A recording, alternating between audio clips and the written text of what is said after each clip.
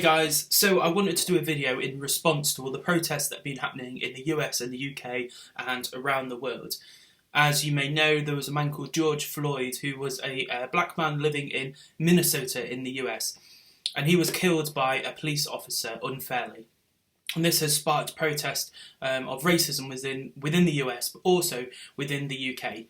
And even though a lot of the UK protests have been centred around justice for Floyd, it's also raised questions about actually the racism isn't just in the US, but it's also in the UK still today, and it has its own serious and deeply entrenched racial issues within our country that we need to confront.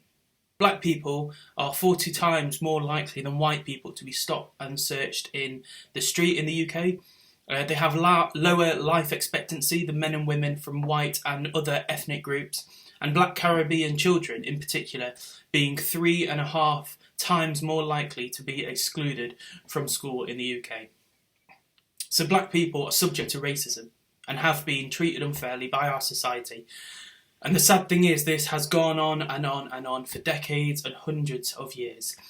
And white people haven't realised the severity of what is going on. Myself included, a lot of this has gone under the radar.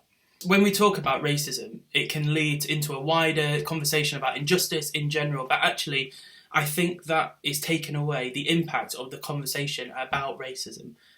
As a white man, I can't ever fully understand the feelings of my black brothers and sisters, but what I can do is not be silent. I keep thinking about a Martin Luther King quote, which says, "What will hurt the most is not the words of our enemies, but it's the silence of our friends." No matter what race we are, we have a role that we can play in speaking up for our black brothers and sisters. We can stand with them in their pain and help be part of that change. A lot of things that I've been reading and listening to have said that we need to educate ourselves. That's the best thing we can do to help and stand up. Educating ourselves about what has been going on and what has gone on, and understand what it has been like living in this country and being black. The biggest thing we can do is speak out against the racism. Whether that's posting something on social media, or writing to your MP, emailing your schools, writing to me as your youth worker, tell us how you feel and what you want to change. But most of all, let's be praying. Let's be praying that this is the start of a new era of equality.